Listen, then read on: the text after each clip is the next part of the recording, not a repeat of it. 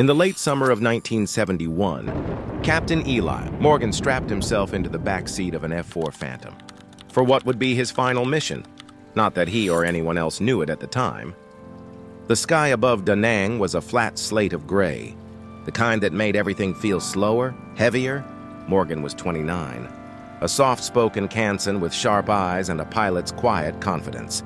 He'd flown over 200 combat sorties, and this one felt no different.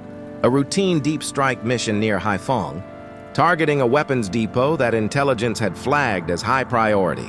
His front-seater, Major Whitman, a veteran with a sarcastic drawl and nerves of steel, gave him a nod through the canopy.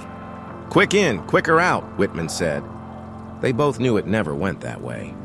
As they climbed to altitude, Morgan looked down at the coastline, where the surf broke against jungle cliffs, and thought briefly of his daughter Emily, only 3, and the letter he had left unfinished on his cot that morning. He always wrote one before flying, just in case, but he hadn't found the words that day. As they crossed the border into North Vietnam, the chatter on the radio grew tense. "Multiple SAM sites lighting up," came the call from another Phantom. Morgan's training kicked in. Hands on the radar screen, scanning, calling distances. "Lock at 2 o'clock, low," he called. Then flak, black bursts popping like cruel fireworks. They dove fast, one pass. The weapons depot came into view, and Whitman steadied the Phantom. "Bombs away," Morgan confirmed. And then the world exploded. A surface-to-air missile struck just under the left engine. The plane jolted sideways, alarms screaming, hydraulic pressure dropping. Fire crawled along the wing. "We're hit," Whitman shouted. But Morgan already had his hands on the ejection arm. Time compressed into a blur. No thoughts, just reaction. Pull the handle, brace, and then violence. The canopy blasted off. Morgan felt himself torn from the aircraft, the wind smashing into his body, his limbs flailing. A scream caught in his throat but never escaped. He had just enough awareness to see the Phantom spiral below, trailing fire like a wounded bird. Then he blacked out. He came to in the air, parachute deployed, jungle rising beneath him like a wall. His right shoulder throbbed with pain, dislocated. His helmet was cracked. Blood trickled down his neck.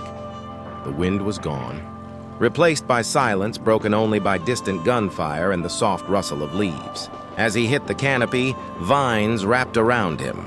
He dangled, stunned, 10 feet above the forest floor. His first instinct was to reach for his radio, but it was smashed. His survival pack was intact. He fumbled for a flare, then paused.